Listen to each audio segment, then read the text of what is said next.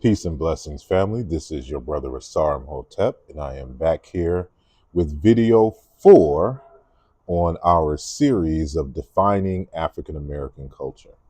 And if you've been following all along, you know that the model in which we are using comes from our great esteemed elder and scholar, Dr. Wade Nobles. And we are defining the matrix of African American culture, uh, which consists of 8 cultural precepts and 9 recurring themes.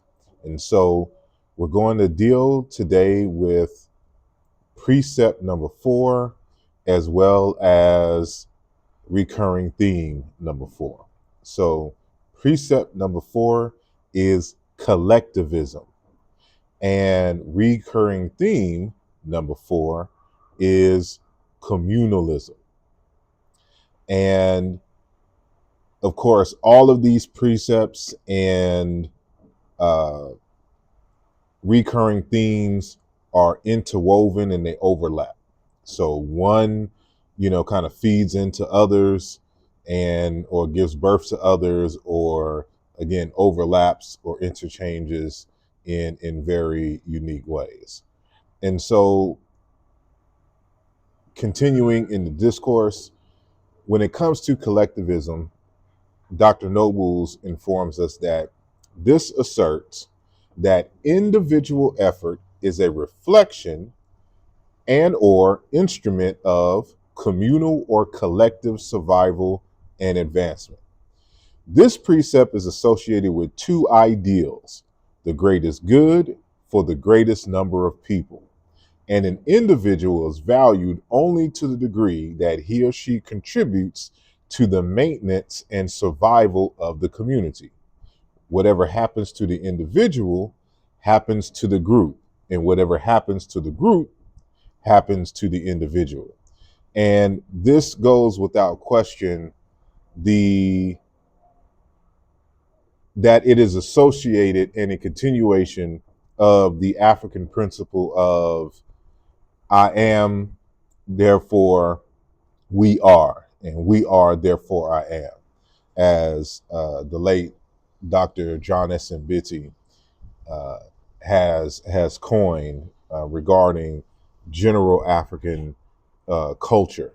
And so we brought this here to the United States, and it has evolved in unique ways uh, amongst African American people. But this is, in many ways, why when somebody does something uh, not kosher or against the rules of the culture, that we all have this underlying sense of embarrassment, and we always reflect back with statements like, black people can't, they're always embarrassing us, da da da da da, because we, even though we don't always operate with this mindset, the semantics is forever present, right? This is why you don't leave the house not being your best, because you don't only represent yourself, you represent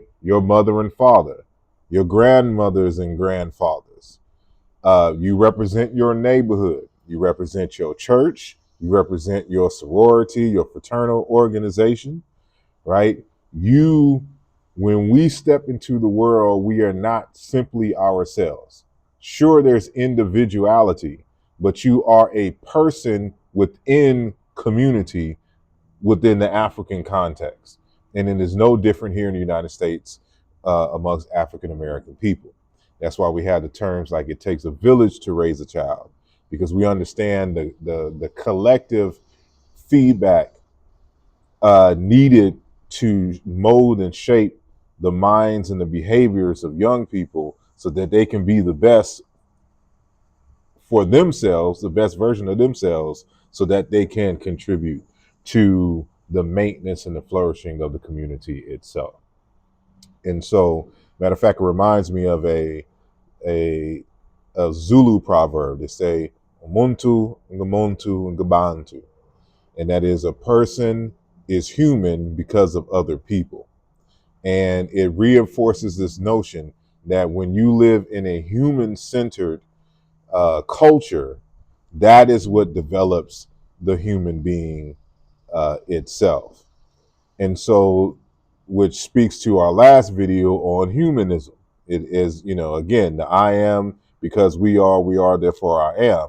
Your humanness is a direct result of the human culture, the collective human culture that you exist in.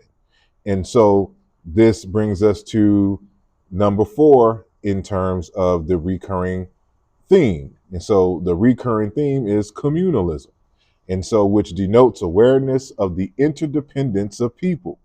One acts in accordance with the notion that the duty to one's family and social group is more important than individual privileges and rights. And this, again, everything overlaps. So that is a direct feedback from the spirituality recurring theme and the consubstantiality precept that we mentioned in the previous videos.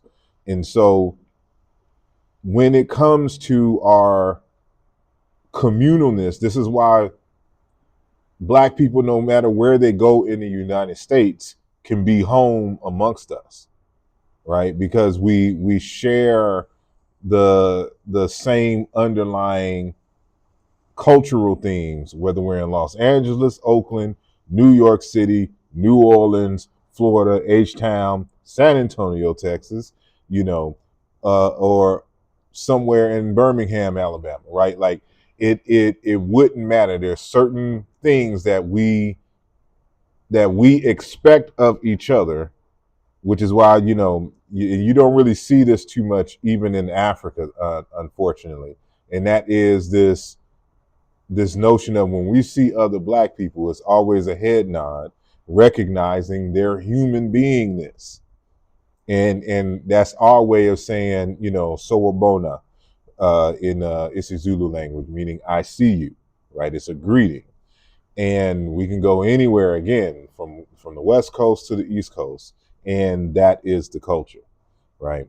So we can also, we'll probably just do 2 of the recurring themes.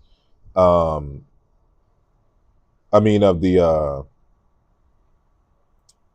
the precepts. And so we can also add in here transformation, and which asserts that everything has the potential to continually function at a higher level. This precept conceives of change as a movement towards higher level functioning. The notion of resiliency is informed by the rule of transformation. Resiliency represents the capability to positively bounce back from adversity and, in learning from that adversity, move to a higher level. This in turn results in endurance, another attribute of good character. And this is why we never settle for second-class citizenship in this country.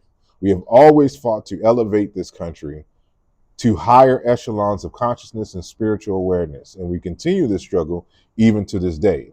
And this, marks why our resiliency is unquestionable, and our very survival is a testament to how ingrained this principle is in the African American psyche. And so it is a plus and a minus, because the transformation is at the root of why we're so inventive in our creative expressions. But it also makes it hard to have set traditions, because we're always looking for transforming that which already exists, which is why the remix and hip hop and other things come out of the minds of the African American psyche, because we have this tendency to want to remix everything and transform and make it something new.